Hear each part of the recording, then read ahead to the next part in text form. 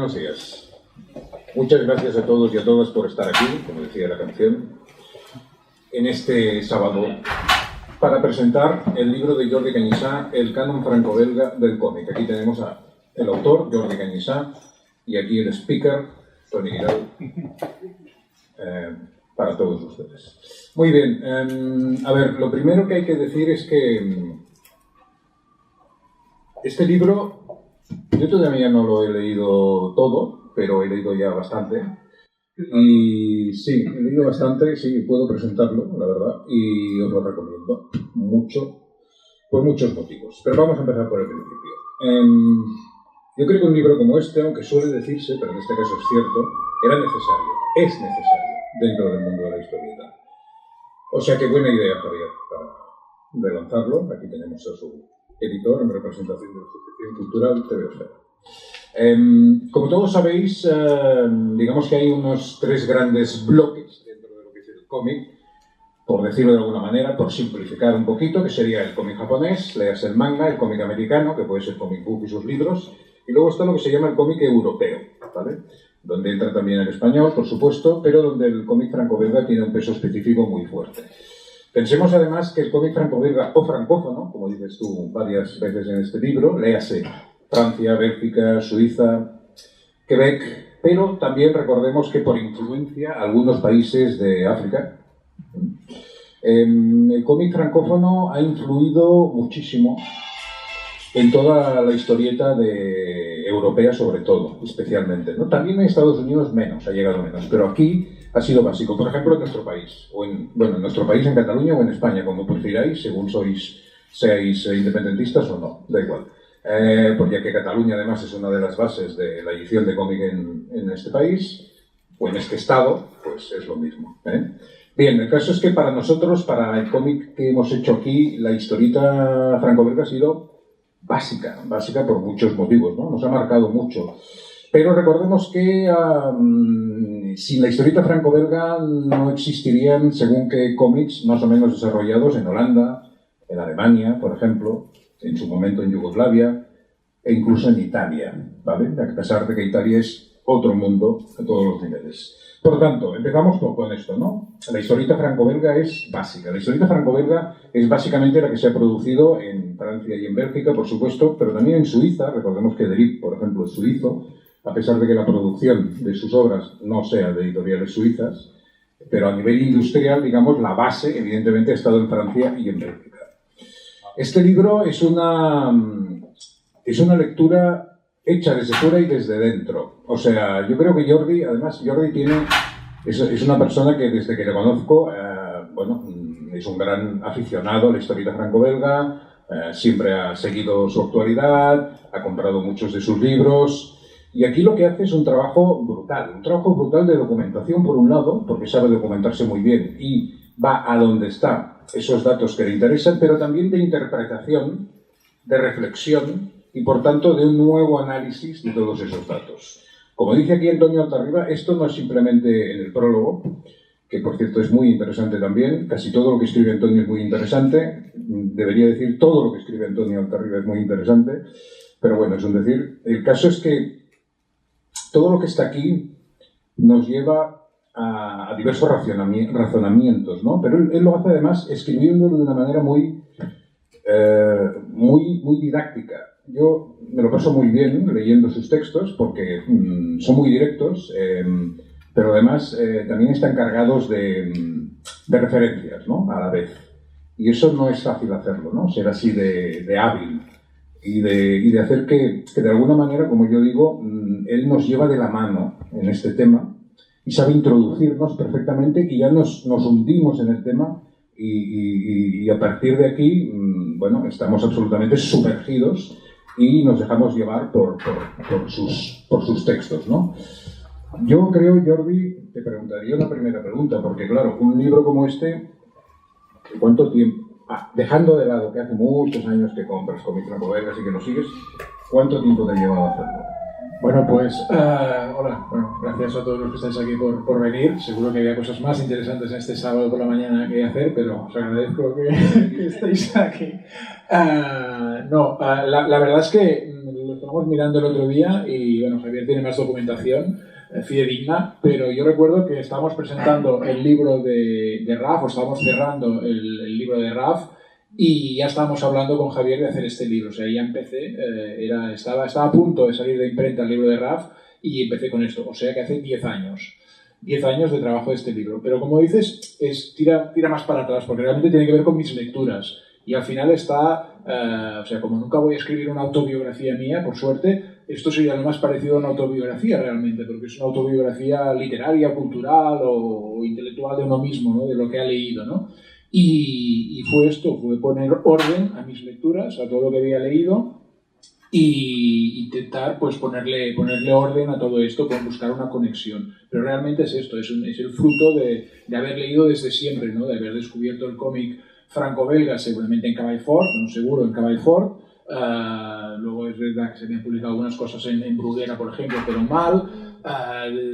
De los álbumes que en los años 80 pues había aquí, que no había muchos, pero había Grijalvo, Ediciones Junior, que publicaban algo suelto y mal. O sea, mal en el sentido de que estaba desordenado, de Lucky Luke, porque tenías un Lucky Luke pero no tenías el anterior, además se publicaban en desorden. Leías un Blueberry que también estaban desordenados, lo cual es muy divertido porque Blueberry hay que leerlo seguido porque tiene conexiones. Tenías los Asterix, que era lo único que había completo. Asterix y Tintín yo creo que era lo único que había completo franco-belga, porque luego, pues igual de Alix, que también es un tótem en el mercado franco-belga, de Alix había 4 álbumes de Norma, por ejemplo, había cosas sueltas. Luego tú también tienes parte de la culpa, porque también aparte de tu faceta como crítico, también tienes tu faceta como editor o director de colecciones, y recuerdo que por ejemplo la de Barcanova, si no me equivoco, era tuya, con lo cual gracias a tus álbumes pude por ejemplo comprar el primer álbum como álbum de Westerlein, por ejemplo, de Mark Westerlein, que es uno de los autores que destaco aquí y que me parece un autor infravalorado, absolutamente infrarreconocido. Tal vez igual un poco más en el mercado franco-belga, pero poco, pero aquí por descontado muy desconocido, y es un autor extraordinario y que creo que es muy importante para algunas de las cosas que comento en este libro. Y por lo tanto era intentar recoger cosillas sueltas, ¿no? Era un poco como, bueno, tenías algunas cosas, pero tenías poco. Y luego pues cruzas la frontera, vas a Francia, que nos queda cerca, y te das cuenta de la cantidad de álbumes que hay que aquí no han llegado, ¿no? Entonces empiezas a descubrir cosas, o cosas que habías visto en una página suelta, o alguna cosa, por ejemplo en Cavall Fort aparecía el Filemón de Fred, ¿eh? Se llama Filolisi, y aparecía como una cosa, o el Gaston Lagaffe, pero no habían álbumes de Gaston Lagaffe, o Sergi Grapas, no habían álbumes, lo cual es increíble porque es indiscutiblemente una de las obras maestras del cómic, ¿no? Y no estaban aquí, ¿no? O sea, todo aparecía tarde, mal, o no aparecía directamente. Y eso me obligó a estudiar francés, a aprender el francés y empezar a comprar cómics directamente en Francia. Y por lo tanto viene de ahí, viene de esos años, hasta que llegó el momento de ponerlo un poco en orden. Y aquí hablando con Javier, pues, ¿qué podemos escribir? Pues, ¿por qué no? Una historia del cómic, pero de este modelo de cómic franco-belga, ¿no? Y eso parte de todas estas lecturas. O sea que sí, 10 años de trabajo, pero con algunos antecedentes. De hecho, es muy curioso, pero es verdad, la historieta franco-belga como tal tarda bastante en llegar aquí. Bastante. Podríamos decir que, claro, siempre hay ejemplos. Estamos con los álbumes de Tintín, que sí, que Castellón publicó un par en 1952, creo, pero hasta 1957 creo que no se publica Tintín de forma regular. Hasta los 60 no nos llegan, sobre todo gracias a Cavall Fort y a las editoriales como Jaimes Libros y otras, los primeros álbumes en catalán y en castellano, como por ejemplo de Espirú, que se escribía con Espirú. Y curiosamente en el 65, si no recuerdo mal, Gastón se publica así en Bruguera, que es la primera que lo publica en la revista Pulgarcito, que fue una sorpresa, ¿no? Una de esas raradis increíbles, ¿no? El caso es que nos empieza a llegar tarde, pero bueno, yo creo que lo hemos solidificado bien. Con respecto a tu libro, yo entiendo que tú la estructura me parece lógico, la has hecho cronológica, pero ¿cómo te has documentado? Porque vamos a ver, realmente hay muchos libros, digamos franceses, escritos en francés, sobre la historieta franco-belga, pero tú hablas de hablas de muchos detalles, hay muchos detalles, ¿no? Yo recuerdo, por ejemplo, cuando hablas de un tema para mí muy importante como es el color, la aplicación del color, ¿no? Cómo empiezan a aplicar los álbumes de manera regular, como en las reflexiones de Hergé, de cómo, por qué Hergé quería que el color, primero no quería que sus álbumes se publicasen en color, se negó en rotundo, hasta que por fin tuvo que entrar en vereda y entonces escogió qué tipo de color quería, que eran planos, y todo eso lo explicas. Hay muchos datos que los explicas de una manera muy, digamos, directa, que nos entran perfectamente, pero claro, ahí hay una documentación muy bestia, ¿no? Sí, sí. De entrada yo tengo el vicio de leer mucha teoría del cómic, muchas entrevistas con autores, o sea que esto ya viene de serie. Y aquí lo que quise hacer primero era documentarme y volver a mirar o releer o a buscar información en los libros que ya existían. Evidentemente algunos que me faltaban, pues también aproveché para completarlo, pero sobre todo era ver... Para la excusa, sí, sale muy caro escribir libros. Y era ver qué se había publicado. Que, por cierto, lo que sí que vi de entrada es que no se había publicado una historia del cómic franco-belga como tal, como modelo. Eso fue lo primero, claro, cuando planteé el libro, lo primero que hice es, esto ya existe, porque si existe en francés no voy a hacerlo yo lo mismo, ¿no? Y la verdad es que hay muchos libros de historia en francés, y evidentemente un libro de historia en francés tiene acento francés, es decir, habla de cosas que un libro de historia del cómic español, o editado en España, o un libro de historia del cómic editado en Estados Unidos, no saldrá. Por ejemplo, igual un libro de historia de Estados Unidos no habla de Jacobs, por ejemplo. Esto sería impensable en un libro, incluso diría que editado en España, pero indudablemente sería impensable en un libro publicado en Francia o en Bélgica, ¿no? Historia del cómic, y que no hables de Jacobs sería impensable. Esto en Estados Unidos pasa, y del mismo modo que faltarán autores de Estados Unidos cuando el libro de historia está publicado en Francia. Es decir, cada cual tiene sus acentos, ¿no? Pero por lo tanto existen muchos libros de historia del cómic en francés, pero no de su modelo de cómic, curiosamente. No lo vi, no hay esto, no lo he encontrado.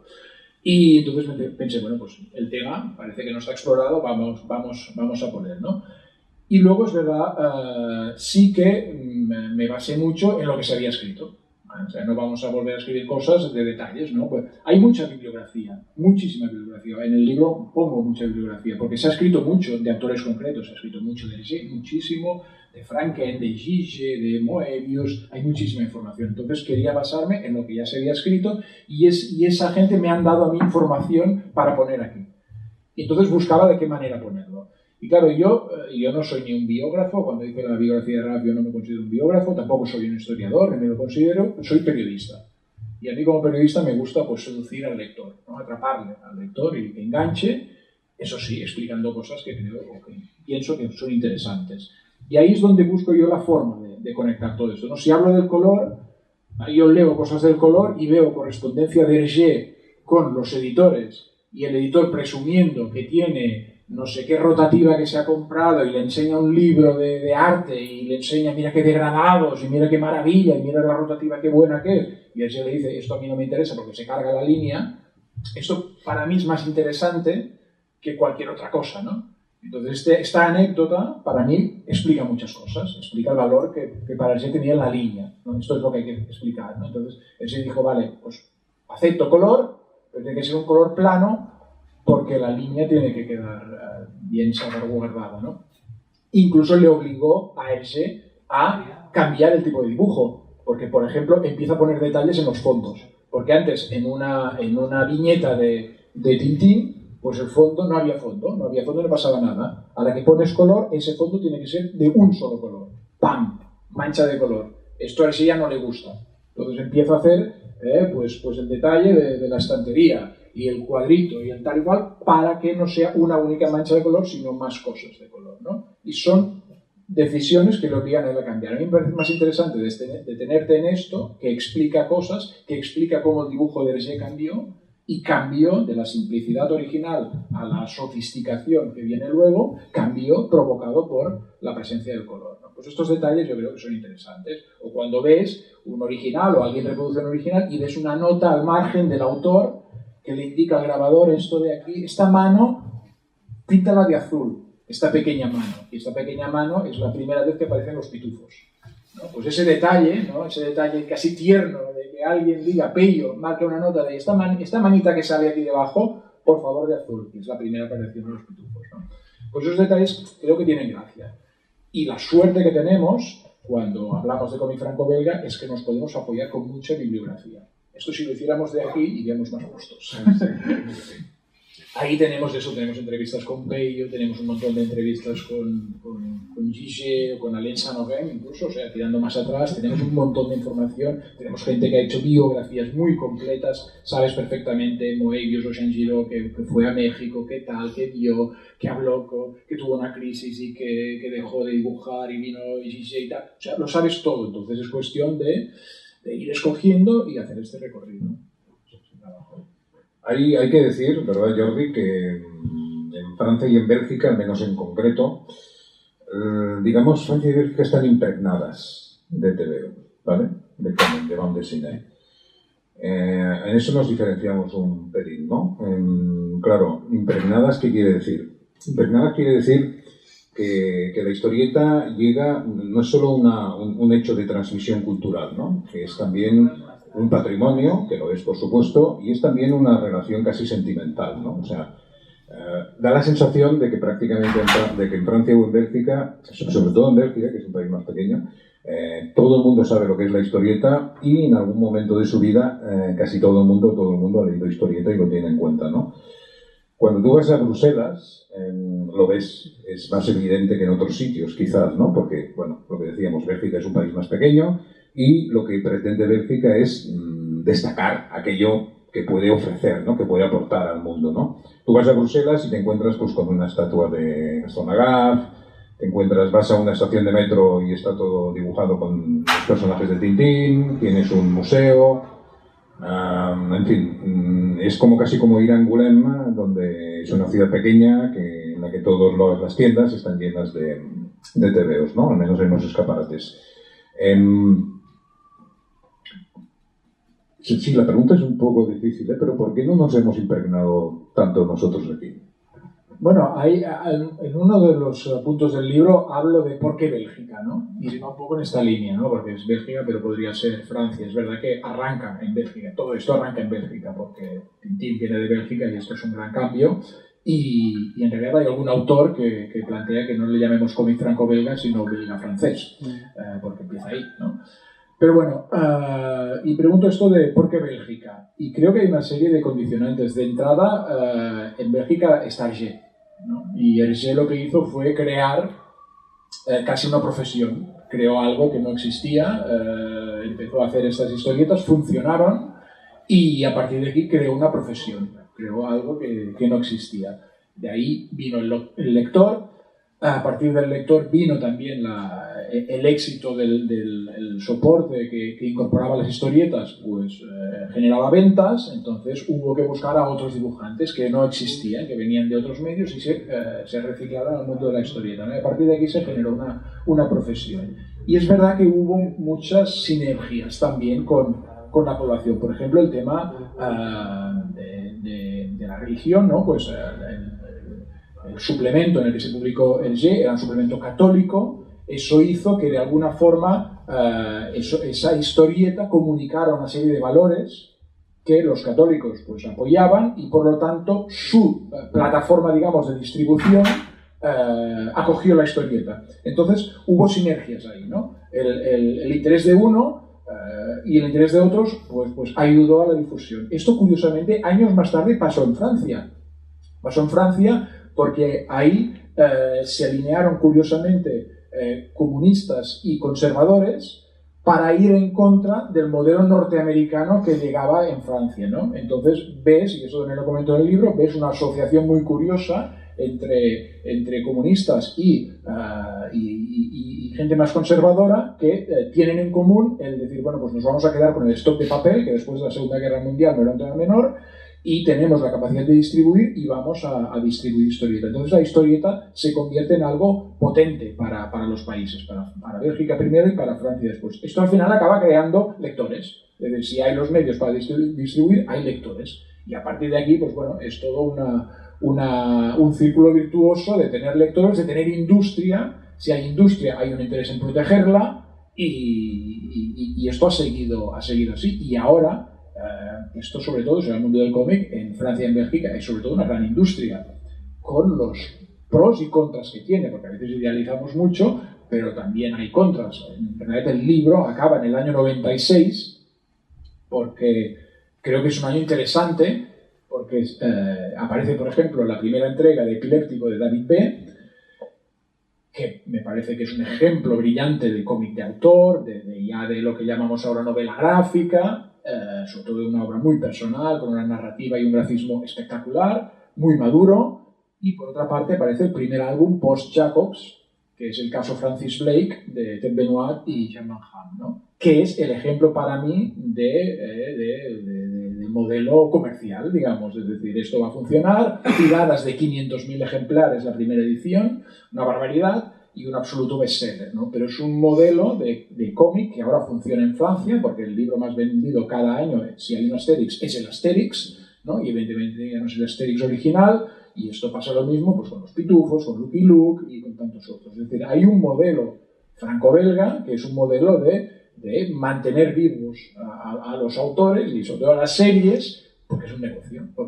Y esto forma parte de este canon, también hay que explicarlo. Claro, pero es que hay una cosa muy curiosa, que bueno, tú también hablas aquí, y es que la industria franco-belga, lo que nosotros llamamos novela gráfica, que para ellos sería le roman graphique, o como se diga en francés, no tiene tanta importancia, o sea, no tiene tanto peso a nivel industrial. O sea, si tú ves todas las novedades que aparecen en este país, aquí en España, con Cataluña, es igual, un tanto por ciento importante tienen formato novela gráfica, no sé si lo son o no, pero tienen formato.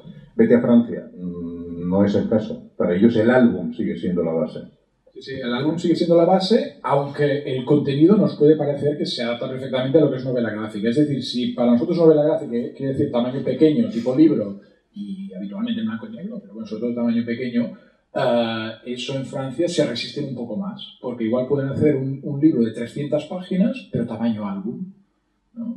Ahí tienes, yo qué sé, tienes un Cyril Pedrosa con la Edad de Oro, que es un tochaco, y tantos otros, y lo hacen en formato grande, incluso en color y sin problemas, porque es el formato que vende. Luego está el tema de las integrales, pues igual lo publican una historia en 4 entregas, pero luego te la recopilan en un integral, ¿no? Entonces tienes las sagas, que también es un tema que funciona mucho entre las series y el álbum. Tiene la saga, que es, por ejemplo, las 7 vidas del Gavilán, pues ahora lo venden en un solo tomo, los 7 ediciones, ¿no? Y esto es novela gráfica, es el cómic seriado de toda la vida, pues no sé, están ahí, ¿no? Están ahí. Pero es un formato que les funciona mucho, porque el formato álbum importa mucho, y aquí se habla mucho del formato álbum, porque es un formato importante. Hay una cosa muy importante que has citado tú y que converge en diversos países, que es la Ley de Julio de 1949, que es una ley, digamos que esa ley podría no equipararse, pero bueno, mientras en Francia hay una Ley de Julio de 1949 que lo que hace es hacer de proteccionismo de la historieta francesa frente a la invasión americana, pero también, exige o aporta un modelo de censura, seamos realistas, porque eso es así. En 1954, poco después, en Estados Unidos pasa algo parecido, no ya como medida proteccionista, porque a ellos no les hace falta, porque ya ni piensan en los cómics que no son americanos, pero sí como fórmula de censura, ¿no? Ante un desagravio social que había en aquel momento. Y aquí, también, en España y en Cataluña, en 1954-55, aparecen en el BOE una serie de legislaciones sobre los tebeos. Mejor dicho, sobre las publicaciones infantiles y juveniles que incluían a los tebeos, ¿no? Que son también las, primeras normas de censura escritas. Hasta ese momento todo pasaba por censura previa, durante el franquismo y durante la República también, recordémoslo. Pero esa censura previa, cuando hablábamos de tebeos, no tenía unas normas claras. A partir de 1955, el BOE te dice lo que no se puede publicar, ¿vale? O sea que coincide bastante en el tiempo, con la diferencia de que aquí no hay ese proteccionismo hacia la historieta española, a pesar de que en 1964 se intentó y se consiguió que no se distribuyeran en España ciertos comic books que venían de México, de la editorial Novaro, y que era material norteamericano, porque se veían como una afrenta por parte de la edición española. Pero para ellos eso ha sido fundamental, ¿no? Para el desarrollo de su propia industria, no solo eso, sino de sus autores. Claro, a la que hay ese proteccionismo, al final lo que hace es que los autores nacionales, en este caso franceses o belgas, tengan más oportunidades. Por ejemplo, el tema de censurar determinados contenidos, eso hace que importar series de fuera no cumplan, ¿vale? Si no puedes hacer determinadas cosas, pues coges un Flash Gordon, por decir algo, igual te da problemas por los vestidos de las chicas o cualquier cosa. Entonces, solución práctica de los editores, pues vamos a encargar los cómics a gente de aquí que ya lo van a hacer con las normas de aquí. Vamos a hacer, ¿no? Exacto. Y esto al final acaba redundando con una cosa buena para los autores, para los artistas nacionales, ¿no? Que es que pueden crear conforme sus leyes. Y claro, acaba generando una industria y sobre todo una cantidad de gente que trabaja profesionalmente y que se dedican a esto. O sea que es una gran cosa. Luego al final la parte esta de censura, claro, como está enfocado lo consideraban obra infantil, como el paraguas era luego a partir de los años 60 eso empieza a crear problemas, ¿no? La fecha mítica del año 68, en mayo del 68, esa revolución social que hay en Francia, pues hace que los cómics cambien y ahí empiezan los problemas. Y aquí, por ejemplo, comento el caso de Tardí, cuando publica La verdadera historia del soldado desconocido, que es una historia absolutamente personal, de autor, antibelicista, que esto se imprime fuera, porque se publica en un formato muy, muy grande, justamente para romper con el modelo canónico de álbum. Es decir, ¿cuál es el modelo canónico de álbum? ¿El tipo Tintín? Pues lo voy a hacer el doble y en blanco y negro. Y encima en la portada no voy a poner ni el título del álbum, solo el título del autor. Entonces, esto tan rompedor, un formato tan rompedor, se imprime fuera, y a la que tiene que entrar a la frontera, pues las autoridades, los aduaneros dicen que esto no cumple con las leyes infantiles de cómic. Y obviamente ese libro no encaja con la definición de cómic infantil y por lo tanto se queda retenido un tiempo en la frontera hasta que finalmente puede pasar, ¿no? Pues claro, esto que genera eso, pues genera cosas buenas, ¿no? A nivel de autores que pueden crear, genera cosas malas, por eso, porque el modelo es un modelo muy conservador también. Sí, pero lo que sí podríamos decir es que, digamos que la historieta para adultos, de alguna manera, tiene varias ramificaciones, ¿vale? Por ejemplo, yo creo que podemos considerar, a pesar de que los inicios de la historieta son historieta para adultos. ¿Por qué? Porque se publican en revistas satíricas que no son para niños ni juveniles, son para adultos. Los cómics de prensa norteamericanos, no tanto los novelas dominicales, pero sí las tiras diarias, son cómics para adultos. ¿Por qué? Porque los lectores son señores y señoras ya adultos, ¿no? Sin embargo, esa, digamos, glorificación, digamos, de la historieta para adultos, a título más cultural, aparece en Francia y en Italia, ¿vale? Luego ya llega aquí. Pero en Francia y en Italia, y sobre todo en Francia y en Bélgica, ya se había empezado a desarrollar, a mi modo de ver, en algunas series, sobre todo en Spirou y en Tintin. Eso es curioso, no se llama Tintín. Yo recuerdo, un paréntesis, en 1983 se hizo una jornada en Logroño sobre cómics y vino Jesús Cuadrado, que era un señor que sabe mucho de tebeos, y empezó a hablar de una serie y empezó a hablar de Tintin. Y todos nos quedamos así como mirándonos, como pensando, hostia, ¿y esta qué serie es? No, era Tintín. Seamos así. Bueno, la revista Tintín, la revista Spirou, pero sobre todo la revista Pilot, que aparece en 1959, empiezan a dar, digamos, yo creo que empiezan a ir de la mano de sus lectores, ¿no? O sea, a medida que crecen esas revistas, también saben que tienen que dirigirse a lectores mayores de edad y esos son los que empiezan a publicar ese cómic para adultos que luego ya, sí, en Charlie Mensuel y compañía, o en Linus en Italia, evidentemente se estratifica, ¿no? Pero en la industria franco-belga, incluso a ese nivel, ha sido muy importante. Sí, y ahí creo que Pilot marca un antes y un después. Para mí el momento de corte, digamos, que aparece una semilla de lo que es el cómic adulto, o mínimo de forma más masiva, más extendida entre el público, es Pilot. Pilot nace de un modelo franco-belga, totalmente, entre otras cosas porque los tres responsables de Pilot, Goscinny, Charlier y Uderzo, vienen del mercado franco-belga, estaban trabajando en el mercado franco-belga y se lo conocen muy bien, porque trabajaban tanto para Tintín como para la revista Spirou, para las dos revistas, ¿no? Entonces se conoce mucho ese modelo y lo que van a hacer en Pilot es algo similar, pero ya piensan más en un lector más juvenil. Y aquí está la semilla del cambio. Y aquí está también la conexión con Estados Unidos, que es muy importante. En el caso de Goscinny, conocía mucho el Mad, la revista Mad norteamericana, de Harvey Kurz, y sobre todo la parodia. Si veis cualquier recopilación de Mad, lo habitual es hacer una parodia de Superman, o de los vaqueros, o de cualquier cosa, ¿no? Es esta parodia muy exagerada. Y cuando ves que Goscinny tenía ese modelo a la cabeza, no te extraña de que acabara creando Asterix, por ejemplo, que no deja de ser una parodia también extrema también de un guerrero, ¿no?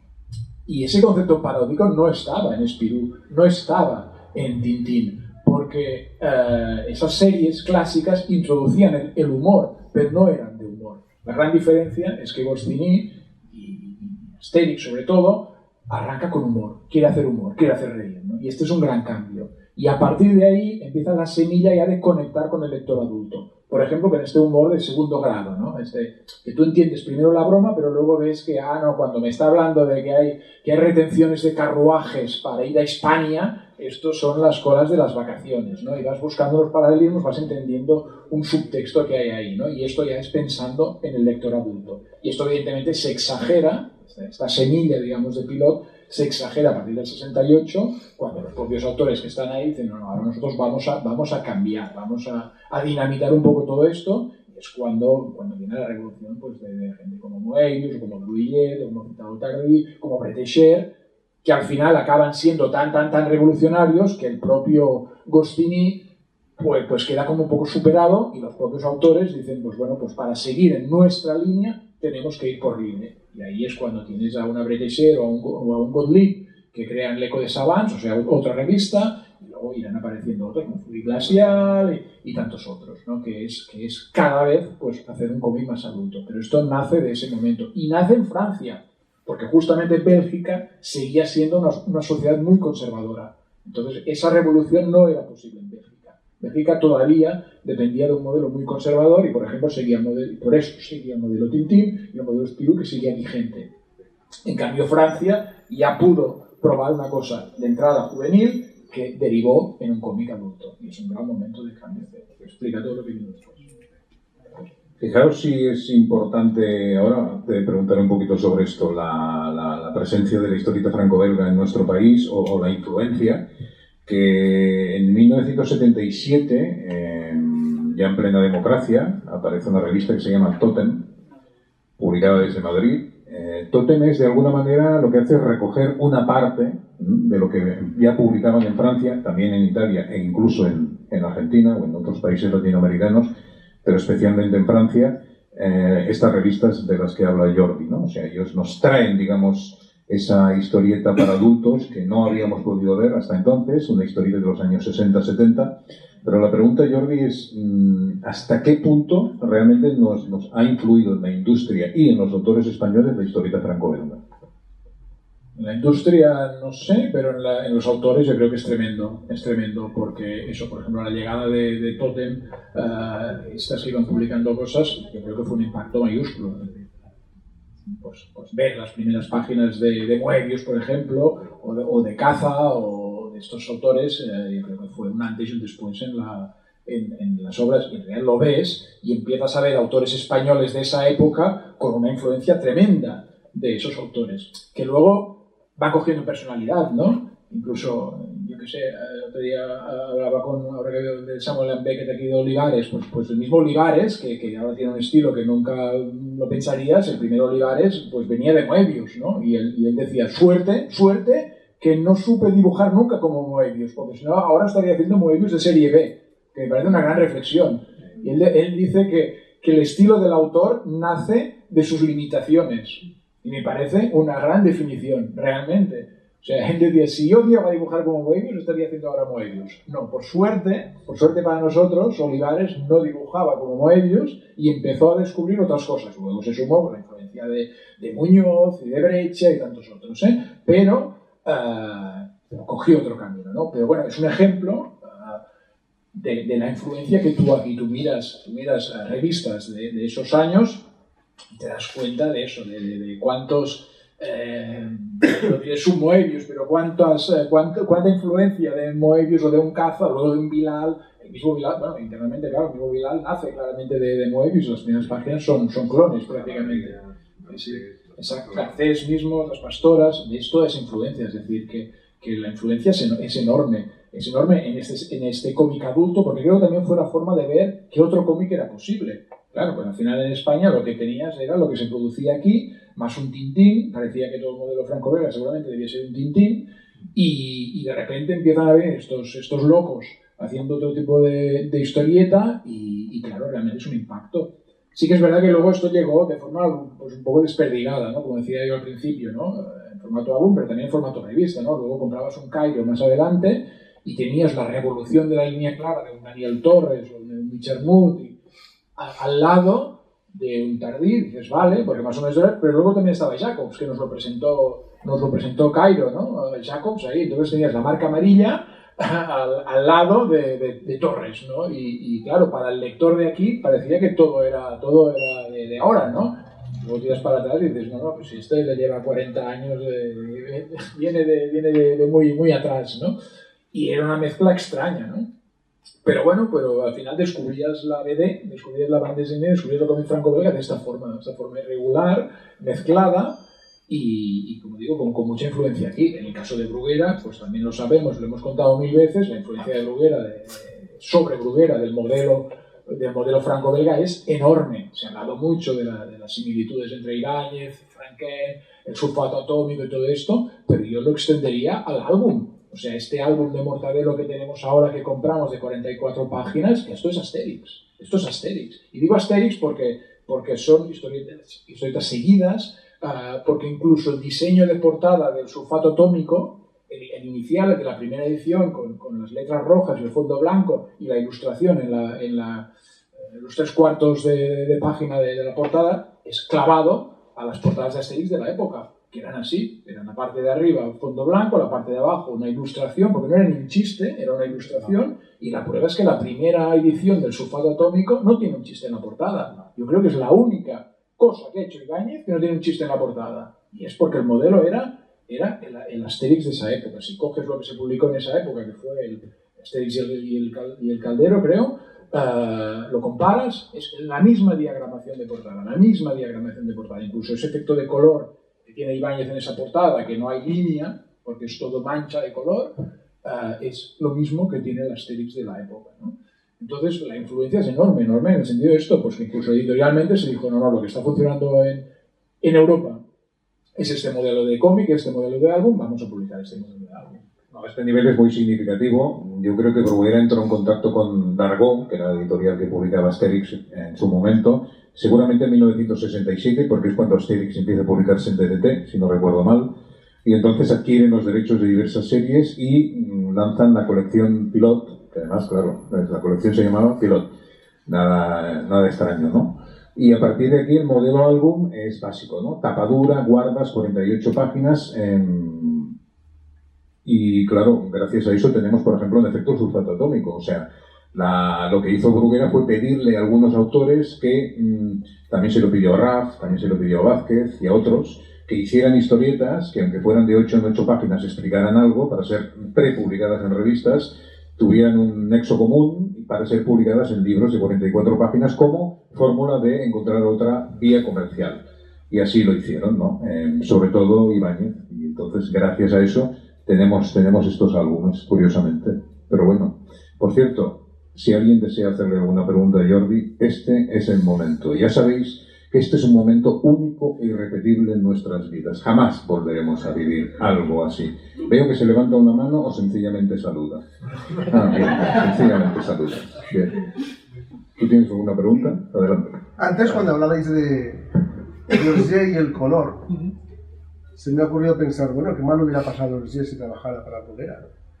Entonces, la cuestión es también la diferente actitud de los editores en un sitio y en otro, ¿no? Es decir, cómo se cuidaba el producto allí y cómo se ha editado aquí hasta hace muy poco. Sí, incluso si ves las revistas, que sería lo más sencillo, realmente una revista antigua de Spirou, por ejemplo, y ya no digo de Tintín, la revista Tintín, porque nace posteriormente, pues están muy bien editadas, realmente están muy bien editadas, el color en general está bien. Y en el caso de los álbumes está mejor, porque además el álbum es algo caro y yo creo que parten de una tradición en que el álbum es algo caro y lo asumen como tal, ¿no? Pues el modelo, y aquí lo cuento, el modelo de álbum de Tintín, son los primeros, que eran más gruesos, es el modelo de Bécassine, por ejemplo, de los álbumes de Bécassine, y eran álbumes, eso, pues más gruesos, en la mayoría en blanco y negro, en algunos casos, en el caso de Bécassine ya había color, pero era algo de prestigio, ¿no? Y entonces, digamos que toda la cadena estaba ligado con esto, ¿no? Era algo cuidado, ¿no? Y incluso los primeros álbumes de Tintín, que son en blanco y negro, como decíamos, introducían esas láminas en color y realmente estaban bien reproducidas, era algo bien cuidado, ¿no? Con lo cual, sí, ahí hay un mimo de la obra y de la edición bien hecha, ¿no? Que es algo que aquí yo creo que se consideró desde siempre algo mucho más industrial y en el que no era importante. Y seguramente la forma de tratar a los autores, digo, a los dibujantes en estos casos, también era de olvídate del color, que ya lo va a poner otro, y el autor no tenía ningún control, ¿no? En cambio, tú ves en Francia, por ejemplo, es que no solo Hergé, tú ves en Francia la cantidad, ahora que se están haciendo estas ediciones tan buenas de reediciones de Issy Pupila, por ejemplo, o de obras de Peyo, y ves que esos extras, y siempre ves eso, pues que tú ves, por ejemplo, Maurice Tillet de Issy Pupila, que entregaba un color que no servía para nada, porque al final era una guía, pero es que al principio lo hacía con acuarelas, por ejemplo, que son una maravilla, y luego al final lo hacía lápiz. Pero es que Peyo hacía lo mismo, lo entregaba lápiz, Franquin hacía lo mismo, también con un lápiz fantástico, y esto cuando lo reproducen es una maravilla, ¿no? Tenían este mimo también, este control extraordinario, que seguramente también tenía que ver en que el precio por página que pagaban no tenía nada que ver con el que pagaban en Bruguera. Entonces aquí, por aquí había que ir, venga, tira millas, ¿no? Y decían, pues bueno, no te preocupes del color, porque el color ya lo va a poner otro. Y luego le dijeron, no te preocupes del entintado, porque el entintar ya va a entintar otro, ¿no? Y al final, bueno, era factoría. Y en cambio, allí se cuida mucho. Yo, esto, por ejemplo, del color, ver tantos casos en que detrás del original hay marcas de color, pero muy bien hechas, o a veces en una página separada de estas como para calcar, está marcado el color, me parece algo extraordinario y además un nivel de cuidado entrañable que aquí es impensable. No tiene que ver con la industria. Sí, bueno, es que claro, estamos hablando de países y de industrias muy distintas, ¿no? Por un lado, me imagino que sí, que lo que se pagaba, digamos, por página en Francia y en Bélgica seguramente sería bastante más de lo que se pagaba aquí. Por otro lado, aquí también se exigía una producción más alta semanalmente, con lo cual no... el mismo entorno cultural, digamos, no facilitaba el hecho de que un historietista aquí se considerase un artista, sino que era un artesano, que muchas veces supongo que a lo mejor cuando iban a comprar el pan y le preguntaban, ¿y usted de qué trabaja? Pues no sé si diría haciendo monos, ¿no? Que es una palabra que se utilizaba mucho antes, lo de monos, para hablar de historieta, ¿no?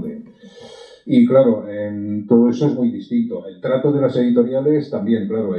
Bruguera era una empresa muy grande que editaba muchísimas cosas y, claro, tenía una imprenta propia. Pero, por ejemplo, yo, claro, tratamos mucho con tebeos de los años 40, 50, 60, ¿no? Y que, claro, hostia, cuando tienes, con perdón, ¿no? Por la palabra, cuando tienes que utilizar uno de esos tebeos impresos para escanear y publicar algo digno, es muy complicado. Sobre todo, curiosamente, las páginas en bicolor y las de blanco y negro, porque a veces bueno, es que están sucias, es una impresión horrible, ¿no? Eso indica que no había tanto cuidado, a pesar de que sí era una industria, ¿eh? Porque estamos hablando de los 40, 50, 60, 70, de revistas que tiraban 60, 70, 80, 170, 200.000 ejemplares por semana. O sea que eso no está mal. Posiblemente no serían tantos como los de Bélgica y Francia, pero no está nada mal, ¿vale? Sobre todo hablando desde la perspectiva de aquí, ¿no? Pero sí es cierto, claro. Eso habla también de lo que estábamos comentando antes, ¿no? Del entorno cultural o social que envuelve a lo que es la historieta. Va, más preguntas. Podéis levantar la mano como en el cole. Seréis escuchados. Georgios, adelante, Miquel. Bon dia. Hi ha una cosa que heu parlat al principi, que dèieu el tema aquest de la lentitud o les dificultats amb què el còmic franco-belga arribés aquí. I no m'han quedat mai massa clares les causes. És a dir, que des del punt de vista, per exemple, logístic podria ser un, és a dir, la nostra postguerra curiosament va ser molt més llarga que la seva, és a dir, les dificultats, temes logístics, el que sigui. Però després un tema ideològic és possible? És a dir, per què triguem tant a rebre segons quins còmics, tenint en compte que en canvi qui publica el Cavall Fort, que és del Bisbat, no? I ells tenien Carl Bayan i diguem-ne una editorial i molts productes que venien també d'aquesta part de l'església, que per altra banda era inclús bastant més conservadora que la d'aquí. És a dir, quina és la causa real per aquesta, diríem, inexistència, diríem, d'un canal normalitzat, d'aparició de còmic franco-belga aquí? Vinga, vinga. No, sí, serà més conjectura, però bueno, tu diries... 3 minutos. Contesto en castellà per deferència a l'amigo Javier, que ha hecho el viaje para asistir aquí a esta magnífica noia. Segur que ho entén bé, perquè és un tío muy listo. No, yo creo que son un poco conjeturas, pero creo que tiene que ver con varias cosas seguramente. Primero, que seguramente que el modelo en sí era caro. Si ibas al formato álbum era caro. Yo recuerdo haber leído conversaciones y se ha hablado mucho, correspondencia que se ha publicado de Juventud o de Juventud cuando quiso publicar Tintín, que fue una decisión, ¿realmente vamos a publicar esto que va a ser carísimo? O sea, el primer Tintín que se publicó aquí en formato álbum era un objeto de lujo, ¿no? Entonces esto ya es algo que ya limita, ¿no?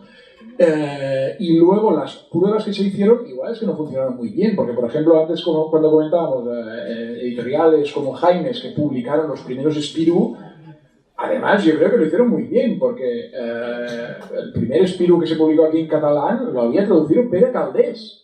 Era Caldés, o sea, estamos hablando de top, ¿no? Entonces, mejores condiciones que estas es difícil de pensar, ¿no? En cambio que no funcionó, es verdad que se publicó en tapa blanda, y igual pasó un poco desapercibido. Igual, yo he tenido un poco la sensación siempre, pero esto es pura opinática, que el modelo franco-belga se parece a lo que se ha hecho aquí en cómic, pero no es lo mismo. Me explico.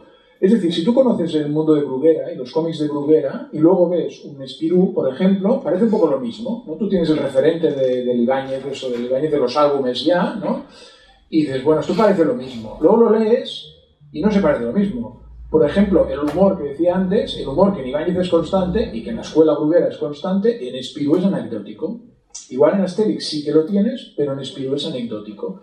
Y como esto, en tantos otros, en la escuela de Spirou en general, el humor es algo más accidental. Hay humor, pero no es historieta puramente de humor, ¿no? Igual si tienes tú el modelo Bruguera aquí muy interiorizado, o el modelo del TVO muy interiorizado, luego saltas a este tipo de cómic y parece, pero no es lo mismo. Igual es algo raro. De la misma manera que creo que es muy raro exportar Ibáñez a Francia. Porque ven algo que parece, pero que no es, ¿no? También es un shock raro, ¿no? Parece Franquin, pero no es el humor, ni la sensibilidad, ni la poesía de Franquin. Es otra historia, pero se parecen. Entonces también yo creo que hay que buscar el punto. Creo que igual costó porque no se encontró la manera, o el público no reconoció aquello, ¿no? Y más con el tiempo, y también con ediciones más cuidadas, creo yo, también con más información, pues cuando has podido tener todo, pero nos ha costado mucho. La verdad es que ahora se está reeditando, por ejemplo, Lucky Luke bien editado, pero nos falta muchísimo, muchísimo.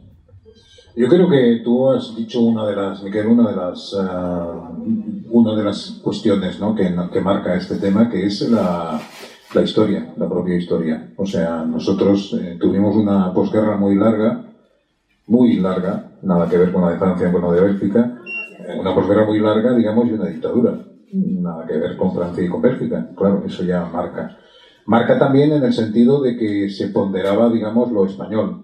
Incluso, ¿no? En los tebeos había...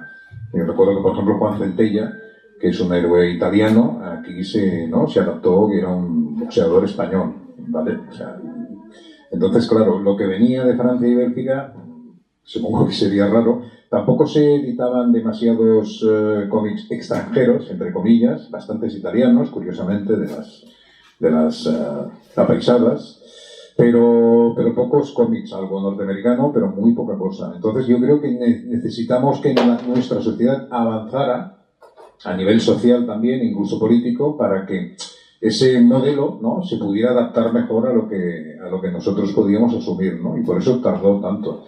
Y tardar, y es curioso porque tú lo has citado, ¿no? Pero claro, uno de los que, digamos que fue Cavall Ford, una revista importante para la implantación de este modelo, pero recordemos que Cavall Ford es una revista publicada por una entidad católica, ¿no? Eclesiástica.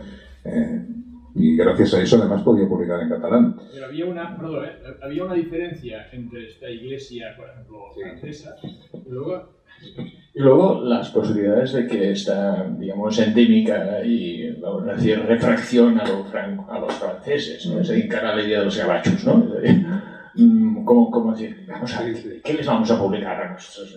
O sea, si había algo ideológico o unas dificultades añadidas desde este punto de vista. No, seguro que a nivel ideológico eso funcionaba, ¿eh? El tema de los gabachos, entre comillas, está claro que aquí también impregnó, ¿no? Yo creo que, curiosamente, a pesar de que otras editoriales lo intentaron, como Molino, ¿no? Creo que fue la colección piloto antes, creo que fue Bruguera, realmente gracias a quien se terminó por implantar, curiosamente, este modelo, ¿no? Sí. Pero yo creo que funcionaba a nivel de revistas, porque a nivel de revistas en Cavall Ford yo creo que estaba muy consolidada la presencia de cómic franco-belga y era indudable. Luego tenías la competencia que era Tretxavens y Tretxavens también era lo mismo, ¿no? Tuvieron muchas dificultades. Sí. En realidad ellos tuvieron un censor constante que publicaban y... Sí, claro, también lo que decimos, la época no era complicado y eso, la única forma de publicar en catalán era con el apoyo de la Iglesia, ¿no? Pero ahí tenían la línea muy, muy consolidada y los personajes formaban parte de... Tú veías cualquier cartel de Cavall Ford o de Tretxavens en esa época y te ponían los personajes franco-belgas como si realmente fueran ellos los que los habían creado, ¿no? Formaban parte de esto, pues el Sergi Grapas en Cavall Ford era, vamos, una institución, ¿no? Portadas de Cavall Ford donde aparecen personajes franco-belgas dibujados por otros. Muy mal dibujados por aquí, pero sí, aparecen, exacto. Y tienes a los pitufos y tienes todo ahí, ¿no? O sea que yo creo que el canal estaba ahí, o sea, la obra creo que se consideraba que era algo que se podía aceptar aquí, que el lector lo podía aceptar, pero a la que empezaron con el álbum, igual es que el tipo de distribución era distinto. O sea, la revista Cavall Ford Tretxavens llegaba un poco por apoyo también a la causa, ¿no? Militancia, y llegaba por apoyo a la causa, entraba en las casas y el producto era bueno y funcionaba y seguía, ¿no? Y esto era como... También servía pues para los pequeños, para que leyeran en catalán o para que leyeran simplemente y era como una forma de decir, bueno, estamos haciendo una buena cosa para los niños, ¿no? Para la casa. Bien, pero luego ir a comprar el álbum, pues igual este paso ya era otra historia, ¿sabes? De ir a comprar el álbum ya es más de que realmente te gustan los cómics. Igual el comprador de Cavall Ford, no se especulo, no era tanto un comprador de cómics, sino un comprador motivado por un tema histórico de cultura catalana, o sencillamente de lectura para los pequeños, pero de ahí a dar el paso a comprar el álbum ya era otro paso. Sí, porque es que además, antes lo has dicho tú, ¿no? Lo habéis dicho. En realidad, yo como tengo una cierta edad larga, digamos, puedo recordar que un álbum de Tintín era un lujo. O sea, yo recuerdo que a mí me regalaron mi primer álbum de Tintín, que fue El Asunto Tornasol, cuando yo tenía 7 u 8 años, y me lo regaló una tía rica de mi madre. Claro, sí, nosotros en casa no podíamos comprar esos álbumes, o sea, esto era así, ¿no? Ahora ya no es así, o sí. Bien. Vuelve a ser así. Vuelve a ser así. Va, APM, ¿alguna pregunta más? Es un programa de aquí de TV3, no hagas caso de las tonterías, Javier. ¿Nadie tiene ninguna pregunta más? Adelante. ¿Podrías hacer alguna referencia? Tengo entendido que algunos autores como Charlier tuvo también problemas con la censura, en Francia me refiero. Sí, problemas tuvieron, ahora estoy pensando algún caso concreto, no sé, algún caso concreto, porque te digo, en principio se adaptaron bastante. El caso más sonado a mí es el referente con Pilot que os comentaba antes, que era Nikita Mandrika, el dibujante de La Concombre Masqué, de Pepino Enmascarado, que hizo una historieta y fue propio Goscinny el que no quiso publicarlo. O sea, no fue tanto un problema con la censura, sino un problema con la propia autocensura o la línea editorial. Este es el caso de línea editorial que dijo, no, esto no te lo puedo publicar porque esta historia no tiene ni pies ni cabezas para mí, ¿no? Era un humor muy surrealista, muy extremo. En general, Mandrika ya es bastante así y no quiso, ¿no? Y entonces eso generó la escisión dentro de Pilot. En el caso de censura directamente, ya te digo, ahora pienso en el caso este de Tardi que he comentado antes, de tipo de álbumes, pero no se me ocurre ahora nada concreto, más con estos autores.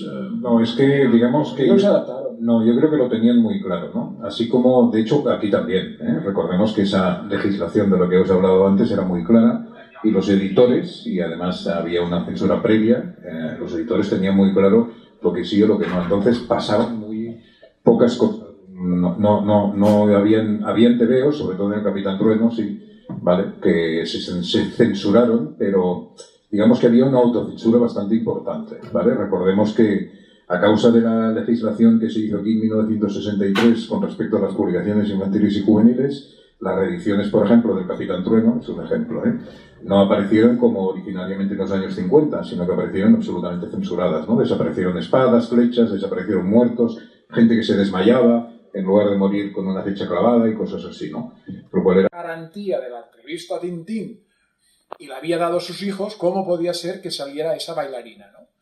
Insisto, una viñeta, o sea, pensemos un tamaño de una viñeta, dentro de esa viñeta una persona sentada en un vagón de tren leyendo una revista. O sea, imaginemos el tamaño que debía tener esa revista, ¿no? O sea, absolutamente mínimo. No era el tamaño de los textos. No, exacto. Encima había un bocadillo que le ocupaba media página, media viñeta. O sea, una cosa absolutamente ridícula y anecdótica. Bueno, pues tuvo problemas con la no tanto con la censura en este caso, sino con la respuesta de la gente diciendo, bueno, ¿cómo puede ser que Tintín publique esto, ¿no? Entonces, este era el contexto social que había en la época. Por lo tanto, sí, condicionaba indiscutiblemente la lectura que tenemos ahora, o los álbumes que nos han llegado, las historias, las tramas, los personajes. Esto condicionaba. En el principio del libro empieza un poco así también, ¿no? Diciendo, bueno, la situación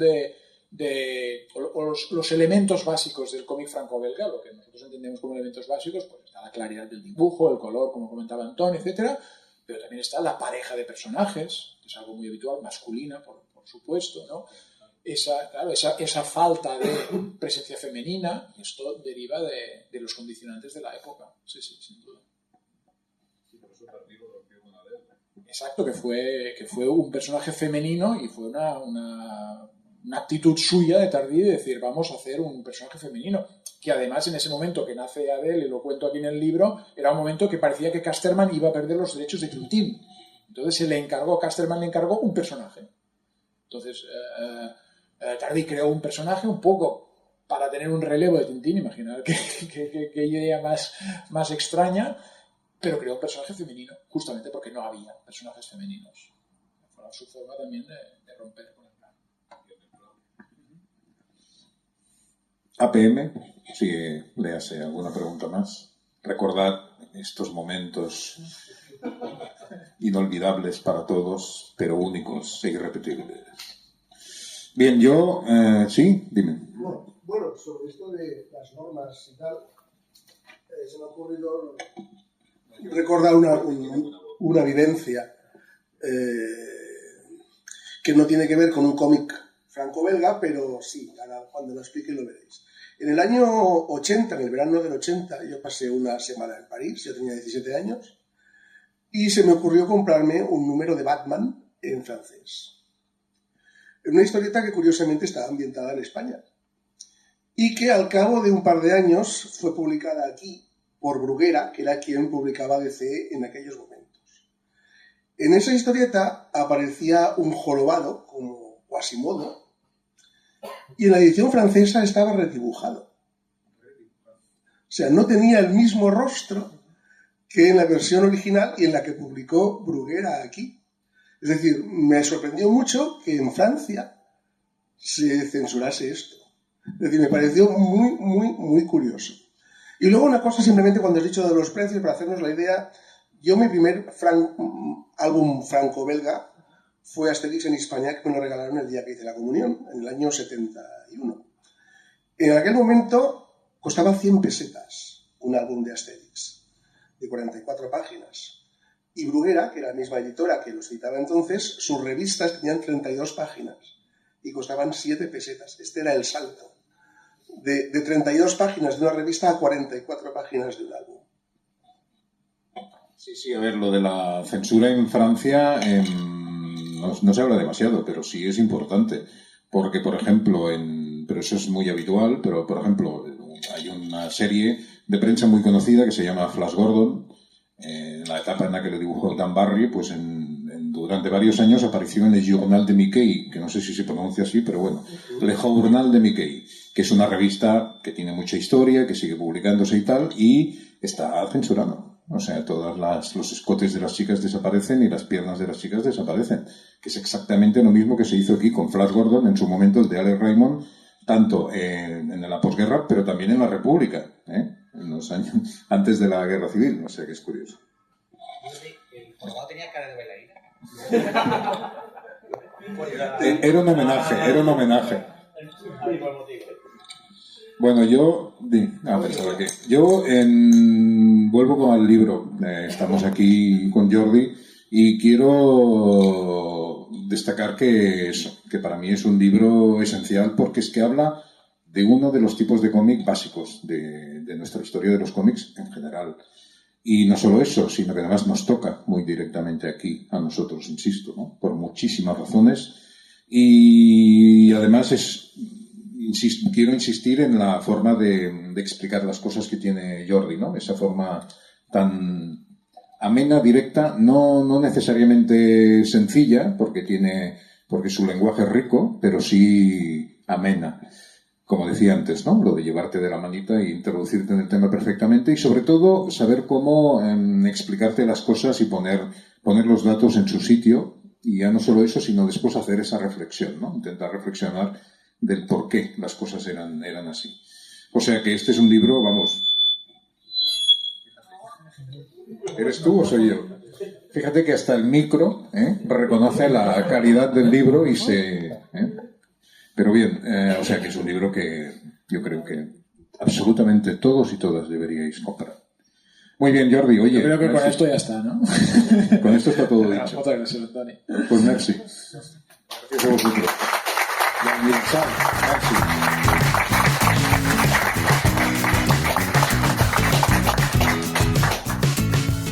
Y eso es todo. Te esperamos en un próximo vídeo. No olvidéis de seguirnos en nuestras redes sociales para no perderte nada.